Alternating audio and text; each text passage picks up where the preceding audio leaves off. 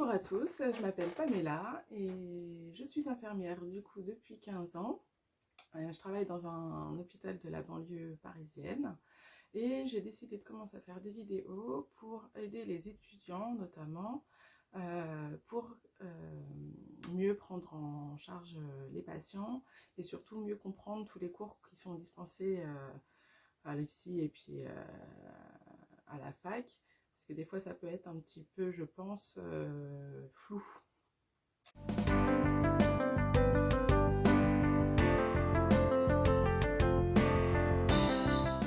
Alors, on va commencer par la cellule. La cellule, qu'est-ce que c'est? Alors, c'est une unité fondamentale qui compose les organismes vivants. Elle est structurale et fonctionnelle. Elle peut remplir toutes les fonctions de l'organisme, c'est-à-dire la reproduction, la croissance, la transmission des gènes. C'est une entité vivante, autonome, mais qui est connectée quand même avec les autres cellules. Il existe deux sortes de cellules. Les cellules eucaryotes, qui possèdent un noyau avec tout le matériel génétique à l'intérieur, exemple les cellules animales de l'homme, et les cellules prokaryotes, où c'est que le matériel génétique est libre comme ça dans la cellule. Par exemple, les bactéries. Donc, on va parler de la structure de la cellule. La cellule possède une membrane plasmatique qui en fait sépare l'intérieur de la cellule, tout le cytoplasme avec les organites, du milieu extérieur. Cette membrane plasmatique est composée de deux couches de phospholipides. Donc on appelle ça une bicouche phospholipidique. Je vous mettrai un schéma par ici. C'est la structure de base, donc auquel s'ajoute une chaîne de cholestérol en fait pour renforcer du coup cette barrière et la rigidité de la membrane. Les phospholipides sont amphiphiles, c'est-à-dire qu'il y a un côté hydrophile, c'est-à-dire qui aime l'eau, et un côté hydrophobe qui n'aime pas l'eau. Donc la membrane cellulaire est également composée de protéines, des protéines intrinsèques qui peuvent faire une partie ou la totalité de la membrane, et les protéines extrinsèques qui sont en dehors du coup de la membrane.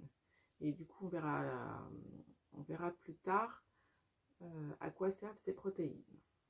Cette membrane, avec ces protéines, a plusieurs fonctions, comme la protection de la cellule par rapport au milieu extérieur, l'individualité de la cellule, les échanges de molécules entre le milieu extérieur et le milieu intracellulaire, la reconnaissance de certains produits, de certains composés par le biais de récepteurs qui sont à la surface de la membrane, et l'identification de la cellule par la présence d'antigènes spécifiques. Notamment, on va voir le système HLA.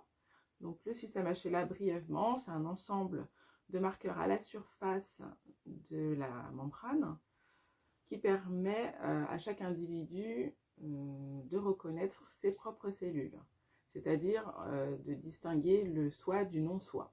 Et là, je ne fais pas de philo. Il y a également les groupes sanguins et le rhésus. Tout ça, il y a des récepteurs à la surface de la membrane. Donc la cellule, c'est une unité vivante qui se nourrit de ce dont elle a besoin par rapport au milieu extracellulaire. Elle le pioche dans le milieu extracellulaire. On dit que la membrane est semi-perméable, car les échanges avec le milieu extracellulaire vont se faire soit à travers directement la membrane plasmatique ou à l'aide de protéines transmembranaires. C'est pourquoi il existe deux modes en fait de transport. On parle ici de transport passif et de transport actif. Et je vais vous expliquer ça tout de suite. Alors, le transport passif, qu'est-ce que c'est? Ça va être les molécules qui vont aller du milieu le plus concentré au moins concentré. C'est un mouvement du coup de ces molécules qui se fait, on appelle ça par gradient de concentration. Donc il existe plusieurs modes de transport. Il y a le mode par diffusion. le mode de diffusion simple, c'est-à-dire que les molécules, par exemple d'oxygène ou de dioxyde de carbone, vont passer à travers la membrane plasmatique pour aller du milieu du coup, le plus concentré, au moins concentré. Par diffusion facilitée, là ils vont utiliser une protéine transmembranaire qui vont faciliter du coup ce transport, et par osmose. L'osmose, c'est la diffusion de l'eau qui va aller diluer le milieu le plus concentré. On parle du coup de pression osmotique parce que du coup les deux côtés de la membrane vont être de pression équivalente. C'est ce qu'on appelle l'équilibre. Donc cette histoire de pression osmotique va être importante, surtout lors de l'administration de solutés en fait. Si le milieu extracellulaire et le milieu intracellulaire ont la même pression osmotique, sont de même concentration, du coup on parle de milieu isotonique. Donc par exemple c'est le sérum physiologique ou le G5 qui ont la même pression osmotique que nos cellules. On utilise ces solutés généralement lors de déshydratation ou d'hypovolémie. Donc si le liquide extracellulaire est moins concentré que le milieu intracellulaire de la cellule, on dit que le milieu est hypotonique. Donc la cellule va se gorger d'eau, elle va gonfler jusqu'à éclater. Un type de solution hypotonique, le PPI. C'est une solution qu'il ne faut absolument pas injecter seule. Ça sert seulement à diluer des produits en poudre. Si le milieu extracellulaire est plus concentré que celui de la cellule, alors on parle de milieu hypertonique. La cellule va se débarrasser de l'eau, on parle de plasmolyse, et elle va du coup rétrécir. Des types de solutions hypertoniques, nous avons le bicarbonate par exemple, qui permet de corriger les acidoses métaboliques. On parlera de ça dans un prochain chapitre. Donc ces trois cas sont très importants, surtout si en application du coup des prescriptions pour l'injection de solutés aux patients. Ensuite, il y a le transport actif. Le transport actif, c'est-à-dire que ça va à l'encontre du gradient de concentration. Donc, c'est-à-dire que les cellules vont devoir aller du milieu le moins concentré vers le milieu le plus concentré. Tout ça, ça va demander de l'énergie. Cette énergie, c'est quoi? C'est l'ATP. Donc, le type de molécules qui ont besoin de ce transport actif, ce sont les macromolécules et les électrolytes tels que le sodium ou le potassium par exemple. Donc ce type de transport a besoin d'un transporteur protéique. On appelle ça plus communément une pompe, qui est située au niveau de la membrane cellulaire.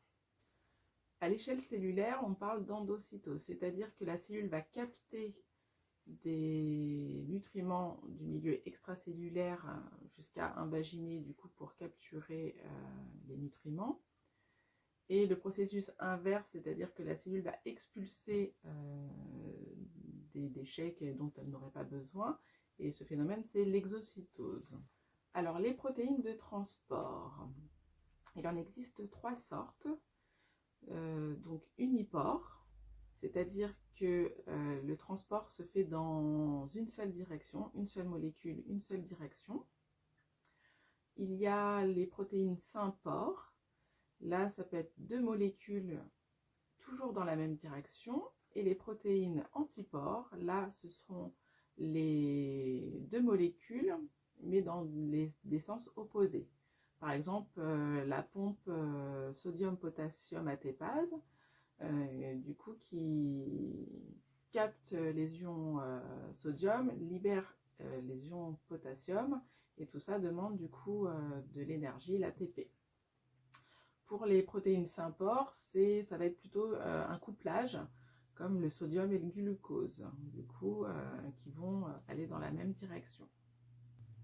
Tout ce dont je viens de parler fait partie du coup de la membrane plasmatique.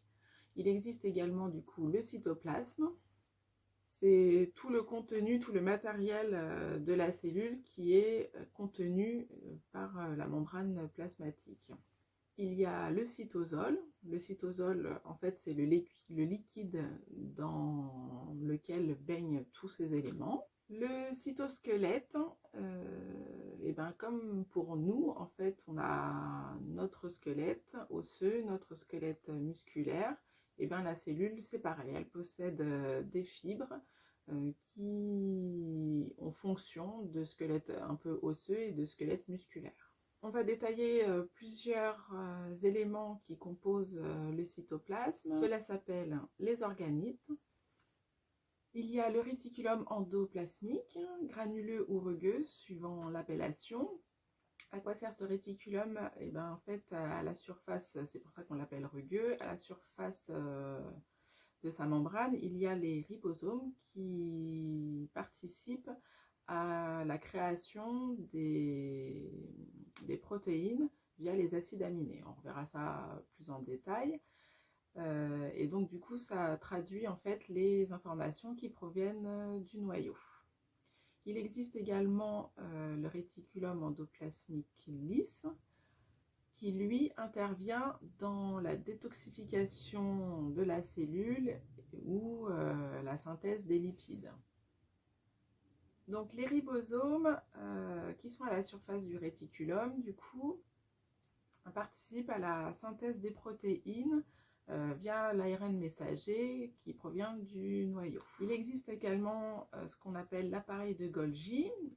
C'est des petits sacs aplatis qui en fait servent de réservoir à protéines.